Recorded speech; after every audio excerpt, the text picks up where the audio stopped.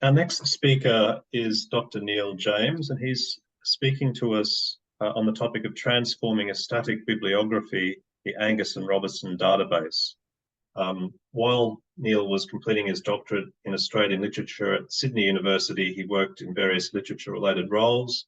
He was the first New South Wales literature officer at the Ministry for the Arts, a researcher for the SBS Book Show, and associate publisher with Halstead Press. He's the author of 4 books and over 100 essays, articles, and reviews. I'll hand over to you, Neil.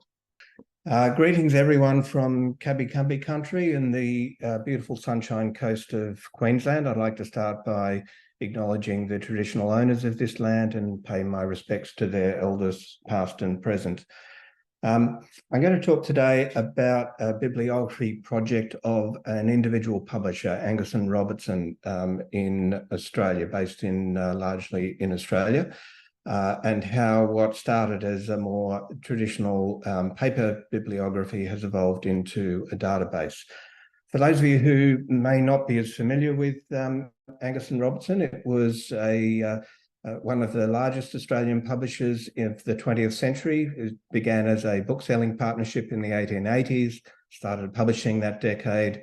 By the 1950s, had grown to a considerable enterprise, about 500 people employed across publishing, printing, and bookselling, until it fell prey to some corporate raiders, first of all in 1970, and eventually was sold to and merged into the Murdoch empire, where it ended up becoming just an imprint of HarperCollins. But throughout that 100 years, when it was an independent entity, it did have a consistent sort of philosophy and culture of work as a publisher. So it makes it an interesting case study for a bibliography as a publisher. Of course, there has been some existing bibliography work. There's Society's occasional papers published Jennifer Allison's work on the early years, 1888 to 1900, and that covered around about 150 titles, and listed them, broke them down in the bibliography by year, by author, and by subject genre in that paper form. This project began as part of my doctoral thesis, looking at 20 years of publishing from 1939 to 1959, but got a major boost in 2018 as a result of getting a Keesing Fellowship at the State Library of New South Wales, where I decided to then extend it to look at the entire 100+ years of publishing of Angus and Robertson to create a more complete bibliography. So today I want to touch on 5 things. First of all, the sources for the bibliography, how the database is structured, and then if the technology gods are smiling, then a demonstration of the database, and then wrap up with some insights and conclusions. But just to check in, everyone can see the PowerPoint so far as I'm going through. Okay, so the foundation for the data of the bibliography is the Australian National Bibliographic Database. Again, I would like to acknowledge the State Library and the librarians there who helped me during the Keesing Fellowship to hook into the Libraries Australia database, and then be able to extract what required quite a lot of checking and washing of the data, a lot of multiple entries, of course, that needed to be cleaned up before the data could be imported. But once that was done, created a foundation, it was also important to cross-check against publishing sources, in particular around about 60 to 70 catalogues published by Angus and Robertson over 100 years, and the rare surviving copy of the A&R file catalogue, which was their list of books that they had in their internal library of books that they had published from 1870 into the 1950s. Of course, the Angus and Robertson archives in the Mitchell Library are absolutely a vital source for this project as well, particularly Collection 1 and Collection 3. And I also did a number of oral history interviews with Angus and Robertson staff, which are also there, and that helped to inform the history of some entries. And then there were the books themselves. I didn't have the luxury of Jennifer Allison, who only had 150 titles to look at, and being able to inspect physical copies of the 7,000 odd copies, titles rather, that are in the bibliography. I've managed to look at about 3,000 of them and mine a lot of important information from in-book catalogues, title pages, imprint pages, jackets, and so on. And of course, cross-checking all of that against bibliographies. I had some research assistant support from Rebecca Ward, who has now completed her own doctorate on Angus and Robertson, that helped clean up a lot of the data. So that's where it all comes from. Basically, copies held in Australian libraries, cross-checked against other primary and secondary sources. The database is structured in fairly conventional ways, 6 sections covering publication details, author title, the sources for each entry. 4 of the 6 categories are what I call data categories, and 2 of them, autobiography and publication history, are much more narrative categories, which are much more about fleshing out the detail of history of a particular entry. And to make this something useful to interrogate the data for book history and the history of Angus and Robertson as a publisher, it was important to consider what categories to then classify the entries under. And so there were 4 levels of classification. Jennifer Allison had 8 classifications for her 150 titles, which were largely taken judiciously from the kinds of books that were being published in that period. And the 4 categories are really a great extension of that. First of all, by looking at the publishing department of Angus and Robertson, which was largely divided between the fiction in general and educational and practical publishing, and to be able to interrogate how that evolved over the century. But then being able to break down those higher level categories into more detailed genres and subgenres even underneath that, and some thematic categories as well, to be able to interrogate the data at a much more granular level to see what insights that can draw out. So this is where I hope the tech gods will smile on me, and I'm going to swap across to the database itself. So are people able to see that okay? I'll be able to vary the size of it, but I'm hoping you can at least see that. Okay, so let's start with a few demos. The first, oh, by the way, first of all, cancel that. First of all, to show you the database uses, as a personal project, haven't been able to invest in coding things from scratch. So I've used a proprietary piece of software, in this case of FileMaker Pro, but it has fairly standard functions on creating, managing records, finding records, sorting them, showing what is found, and then building layouts to be able to display the records. So let's start with a demonstration of an author. I'm just going to choose Amy Mack, who is a favourite author of mine in natural history and children's books.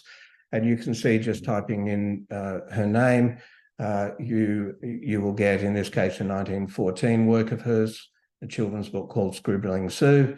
And the output here, this is a fairly straightforward layout used for inputting data, shows the bibliographic information, publication details, and the sources, list of sources from various types of sources for the information. And importantly, the edition history. This is turning out to be one of the most useful aspects of the database, to be able to interrogate the actual reprint record of individual books within the database. And then down below, you can see more of the narrative sections where, for example, some of the archival research begins to flesh out the story of the printing and publication record, production, who the printers were, biography of authors, and so on. So that's the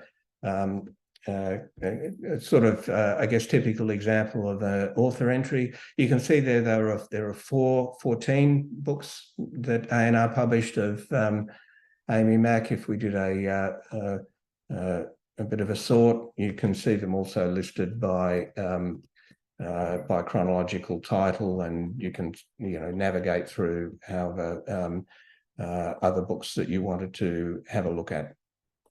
So that's doing an author search in the database. If you were to do, say, a year search, taking the same year, that publication, 1914, you can see here we found 54 entries in the Angus and Robertson that Angus and Robertson published that year. But more importantly, that's primary original titles. We've got, because of the bibliographic history, this capacity to do a search. Now, they published 54 titles that year, but how many reprints and new editions of previously published works did they? If we put that in, we suddenly find that in that year, Angus and Robertson published, in fact, 100 books.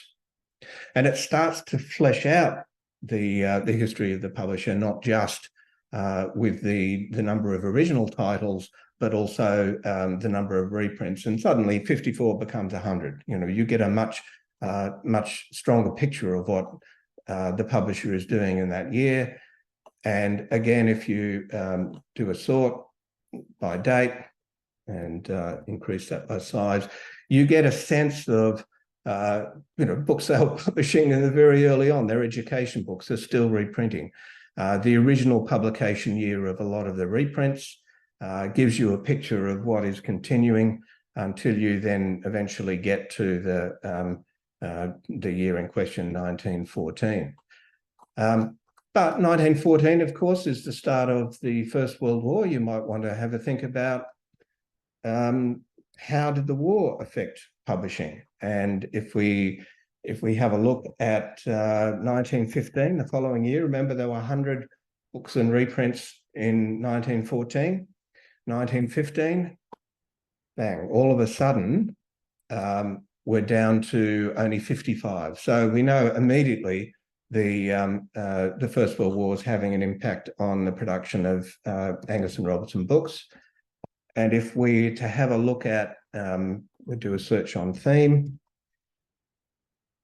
which of those books were military related, suddenly we can see the shape that there were 24 of those 54 books published in 1915 were military related. So you get a picture immediately that at the start of the First World War, Angus and Robertson publishing output is falling, but it's moving away from or focusing to a large degree on military books. And if you wanted to, of course, you can then do a further sort and have a look at what those books were. And many of them were, in fact, small manuals that were issued to the troops as part of A&R's war effort. So very quickly, with a few cross searches or a few combined searches, you can interrogate the database to get quite a lot of insight into Angus and Robertson publishing. But for me, the categories really helps to unlock a lot of an analysis of Angus and Robertson publishing. Just again to look at genre, you might want to have a look at topical books, how using another layout, doing a sort again by date. How did the publishing of topical books change over the years? And you can see initially there was quite a bit of topical publishing, a lot of short pamphlets in the very, very early years. A lot to do with federation, but otherwise a lot to do with politics and religion. It then became a lot more sporadic in the teens, and it wasn't until the late 20s where you suddenly find topical publishing becoming a significant thing. And so in this way, you can map out the trends in a particular genre, in interrogating Angus and Robertson publishing, until we find in the 1930s, in fact, topical publishing becomes one of the major aspects that Angus and Robertson is publishing. This reflects not only the shift in publisher from George Robertson to Walter Cousins, but also a permanent trend that became a feature of Angus and Robertson publishing in the years to come. One final search, a more thematic search to illustrate this, would be via theme. You might want to do a search on Angus and Robertson publishing that had some relationship to First Nations people, Aboriginal people in particular in Australia. Again, do a quick date sort. And in this case, we find there's very little presence of any publishing that really even noticed Aboriginal people in the early years, until you get to 1929 and into the 1930s. So very quickly you can identify, suddenly in 1930, Angus and Robertson is noticing Aboriginal people in the books that it is publishing, and of course both fiction and non-fiction, interestingly enough, is starting to represent the life and come to terms with the presence of Aboriginal and Indigenous people. So they're just a few examples to illustrate the database and how it works. They're all my backup slides in case that didn't work. Just to round out then, what insights are there from the database at a high level, and where are we going with the project? Well, first of all, at a high level, the most useful thing is to know how many books Angus and Robertson published. Over 7,000 individual titles, but increasingly, as I mentioned, the value of understanding reprints. 27% of the books they published reprinted at least once, and you can map out through the reprints. And of course, the reprints took a lot of work in being able to track down and confirm. If you add reprints and in original titles, it totals more than 12,000 titles, 12,000 books. By the way, the record for the book that was reprinted the most was Patterson's The Man from Snowy River, which reached 50 reprints, closely followed by C.J. Dennis's The Sentimental Bloke. But you can also then use the database to interrogate the track record of publishers, a whole range of questions around book history.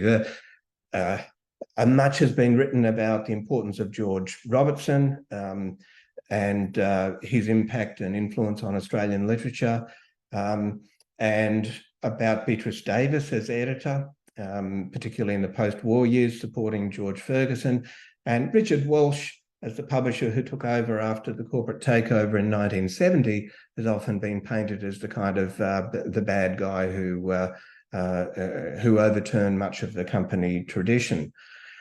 If you start to map out the data in ways that look at how the publishing broke down, much of it confirms some of that book history, some of it supplements, some of it kind of challenges it.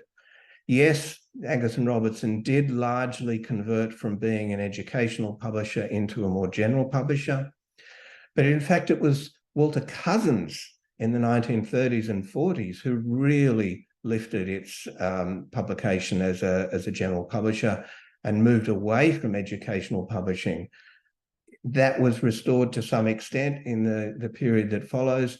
And if you look at the actual published record of Richard Walsh, well, really it's a case of continuity more than a break from the traditions of the firm.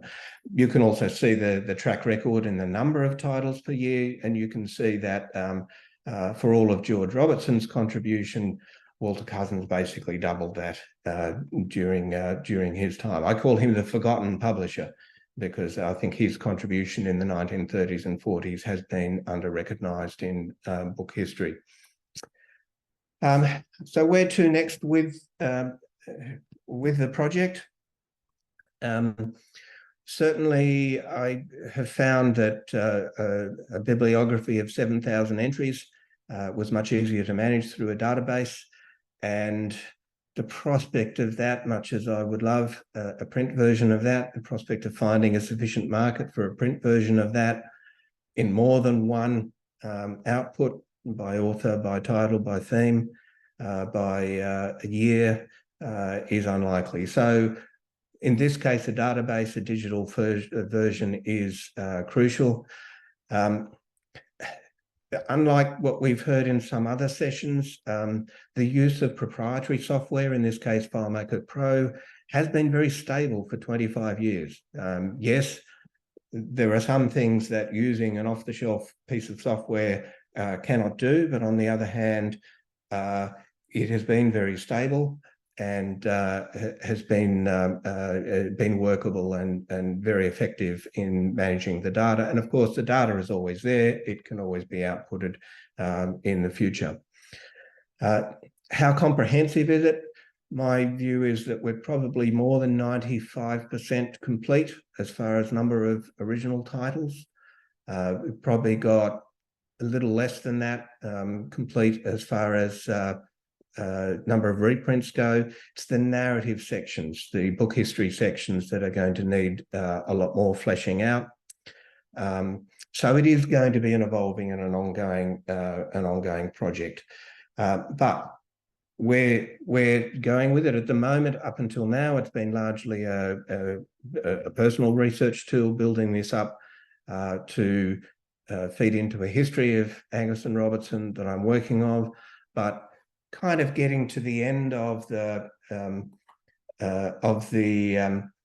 data development stage of the project and moving into thinking about the publication stage, not only through the history, but to ways of them being able to share, open up access to the database, publish it online in some way. That would probably require an institutional partner. But the way it has evolved, I believe it would be something that would be of value for other researchers in Australian book history. In the meantime, for those who are interested in perhaps interrogating it, do get in touch, and I can help you do some any search that you might like on the database. But for the moment, then I will leave that there.